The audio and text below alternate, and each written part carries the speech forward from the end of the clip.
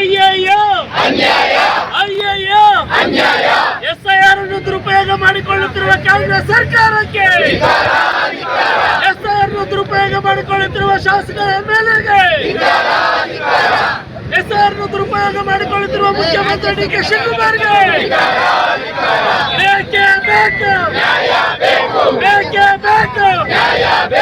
ಸರ್ಕಾರಂತೆ ಸರ್ಕಾರ, ಸರ್ಕಾರಂತೆ ಸರ್ಕಾರ, ಕಾನೂನಂತೆ ಕಾನೂನು, ಕಾನೂನಂತೆ ಕಾನೂನು. ಇಡೀ ರಾಜ್ಯಕ್ಕೆ ಒಂದು ಸಂದೇಶ ಕೊಡುವ ಒಂದು ಹೋರಾಟ ಆಗಿರ್ಬೇಕು. ಈ ಒಂದು ಹೋರಾಟ ಕೇವಲ ಒಂದು ದಿನದ ಹೋರಾಟ ಅಲ್ಲ, 2 ಗಂಟೆಯ ಹೋರಾಟ ಅಲ್ಲ, 1 ಗಂಟೆಗೆ ಸೀಮಿತವಾಗಿರ್ತಕ್ಕಂಥ ಹೋರಾಟ ಅಲ್ಲ. ಬದಲಾಗಿ ಪ್ರಜಾಪ್ರಭುತ್ವದ ಅಡಿಯಲ್ಲಿ ಒಂದು ಸಾಮಾನ್ಯ ಪ್ರಜೆಗೆ ಇರ್ತಕ್ಕಂಥ ಒಂದು ಹಕ್ಕನ್ನ ಇವತ್ತು ಕಸ್ಕೊಳ್ತಕ್ಕಂಥ ಒಂದು ಪ್ರಯತ್ನವನ್ನ ಈ ಒಂದು ಕಾಂಗ್ರೆಸ್ ಸರ್ಕಾರ, ಇಲ್ಲಿರ್ತಕ್ಕಂಥ ಜಿಲ್ಲಾಡಳಿತ ಇರ್ಬೋದು, ತಾಲೂಕಿನ ಅಧಿಕಾರಿಗಳಿರ್ಬೋದು, ನಡ್ಕೊಳ್ತಾ ಇರ್ತಕ್ಕಂಥ ಒಂದು ರೀತಿಯನ್ನ ಬಹುಶಃ ನಾವು ನೀವೆಲ್ಲರೂ ನೋಡಿದ್ದೇವೆ.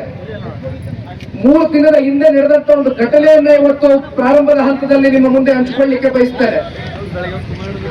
3 ದಿನದ ಹಿಂದೆ ನಮ್ಮ BLA 2ಗಳನ್ನ ಬಹುಶಃ 100ಕ್ಕೂ ಹೆಚ್ಚು BLA 2ಗಳು ತಾವು ತಾಲೂಕು ಕಚೇರಿಗೆ ಬಂದ್ರಿ. ತಹಸೀಲ್ದಾರ್ ಅವರು ಒಂದು ಕರೆಯನ್ನ ಕೊಟ್ಟಿದ್ದಾರೆ. FAQಗಳ ಬಗ್ಗೆ ಚರ್ಚೆ ಮಾಡಬೇಕು, ನಿಮ್ಮಲ್ಲಿ ಅವ್ರ ಕಡೆಯಿಂದ ಒಂದು ಸಣ್ಣ ಪುಟ್ಟ ವಿವರಣೆಯನ್ನ ಕೊಡಬೇಕು, ಇದ್ರಲ್ಲಿ ಯಾವ ರೀತಿ ಭಾಗಿಯಾಗ್ತಕ್ಕಂಥದ್ದಕ್ಕೆ ಅಂತಕ್ಕಂಥದ್ದು ಒಂದು ಕಾರ್ಯಾಗಾರವನ್ನು ಮಾಡಬೇಕು ಅಂತಕ್ಕಂಥ ಹಿನ್ನೆಲೆಯಲ್ಲಿ ಒಂದು 15ರಿಂದ 20 ಜನ ಭಾರತೀಯ ಜನತಾ ಪಾರ್ಟಿಯ BLA 2ಗಳು ಬಂದಿದ್ರು. ನಿಮ್ಮೆಲ್ಲರನ್ನೂ ಇಲ್ಲಿ ಕರೆಸ್ತಾರೆ. ಆದ್ರೆ ಆನ್ ಗ್ರೌಂಡ್ ಮೊದಲನೇ ದಿನ ಆಕ್ಟಿವಿಟಿ ಪ್ರಾರಂಭ ಆಗಿದೆ.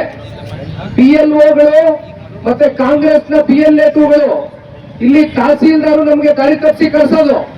ಅಲ್ಲಿ ನೋಡಿದ್ರೆ ತಳಮಟ್ಟದಲ್ಲಿ, ಹಳ್ಳಿಗಳಲ್ಲಿ, ವಾರ್ಡ್ ಮಟ್ಟದಲ್ಲಿ, ಬೂತ್ಗಳಲ್ಲಿ ಫಾರಂನ ಹಂಚತಕ್ಕಂತ ಪ್ರಕ್ರಿಯೆಗಳು ನಮ್ಮನ್ನ ಬಿಟ್ಟು ದಾರಿ ತಪ್ಪಿಸಿ ಮಾಡಿದ್ರು. ವಿಚಾರ ತಿಳಿತಾ ಇದ್ದಂಗೆ ನಾನು ತಹಸೀಲ್ದಾರ್ ಅವ್ರಿಗೆ ಮಾತಾಡಿದೆ.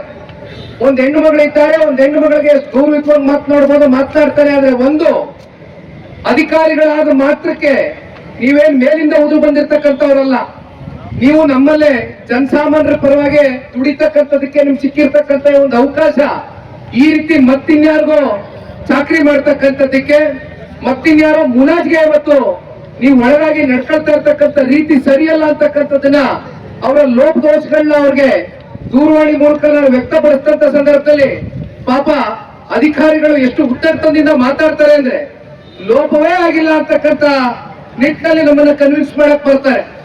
DC ಅವ್ರಿಗೆ ಫೋನ್ ತಗೊಂಡು ಹೇಳಿದೆ, ಸರ್ ಎಚ್ಚರಿಕೆ ಇರಲಿ, ಇದು ಮೊದಲನೇ ಬಾರಿ ಈ ರೀತಿ ನಡೆದಿದೆ, ಮೊದಲನೇ ದಿನ ಆಗಿರೋದಕ್ಕೆ ನಾನು ಸುಮ್ಮನೆ ಆಗ್ತೇನೆ.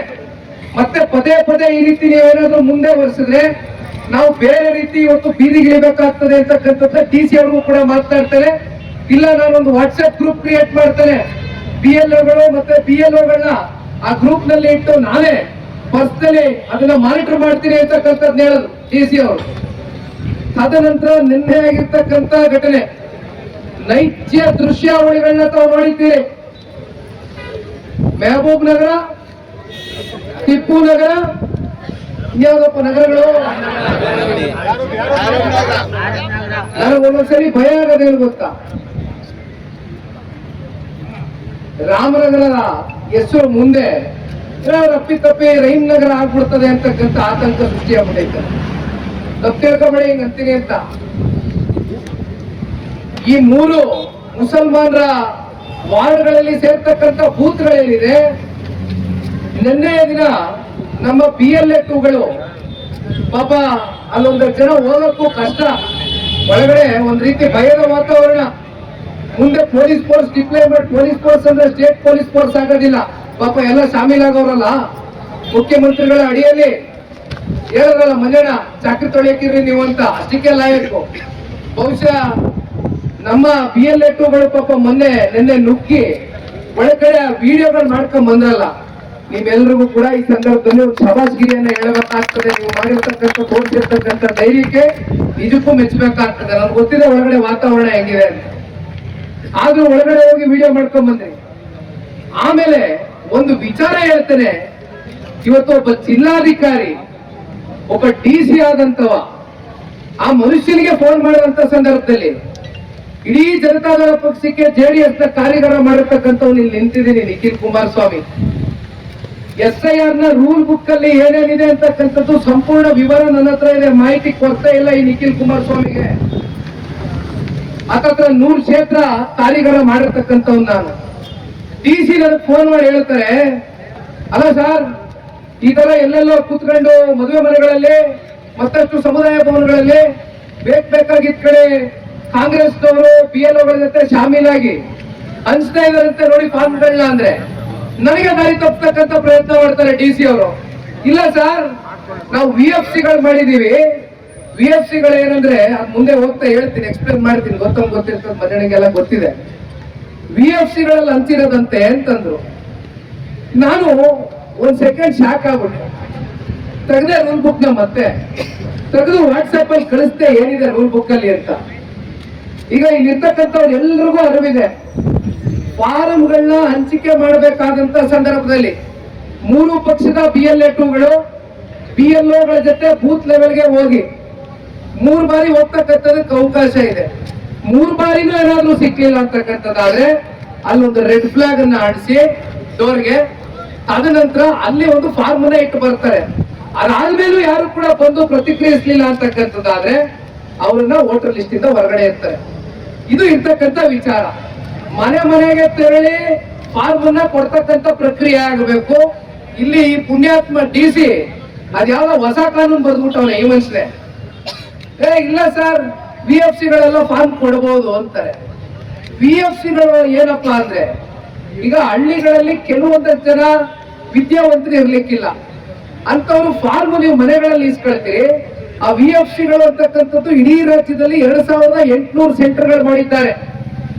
ಆ ಸೆಂಟರ್ಗಳಲ್ಲಿ BLA2ಗಳು BLOಗಳ ಸಮ್ಮುಖದಲ್ಲಿ, ಹಾಗೆ ಮತ್ತೆ ಹೇಳ್ತೇನೆ 3 ಪಕ್ಷದ BLA2ಗಳ ಸಮ್ಮುಖದಲ್ಲಿ BLO ಎದುರಾಗಿ ಅದನ್ನ ಫಾರ್ಮ್ ಅನ್ನ ಎದುರುಗಡೆ ಫಿಲ್ ಮಾಡ್ತಕ್ಕಂಥದ್ದನ್ನ 3 ಪಕ್ಷದ BLA2ಗಳು ಗಮನಿಸಬೇಕಾದಂತ ವಿಚಾರ ಇದು.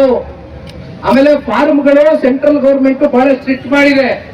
ಸ್ವೇಚ್ಛಾಚಾರವಾಗಿ ಫಾರ್ಮ್ಗಳು ಕೊಡ್ತಾ ಇಲ್ಲ. ಗೊತ್ತಿದೆ ಇಂಥ ಪ್ರಕ್ರಿಯೆಗಳು ನಡೀತದೆ ಅಂತ. ಒಂದೇ ಫಾರ್ಮ್ 10 ಫಾರ್ಮ್ ಕೊಡೋದಿಲ್ಲ.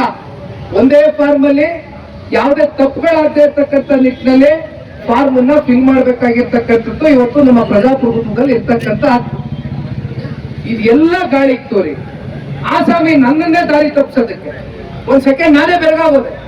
ಮತ್ತೆ ರೂಲ್ ಬುಕ್ ಕಳಿಸ್ಕೊಟ್ರೆ ಸಾರಿ ಸರ್ ನನಗೆ ಗೊತ್ತಾಗ್ಲಿಲ್ಲ ಸರ್, ಇವರೇ IAS ಆಫೀಸರ್ ನೀವು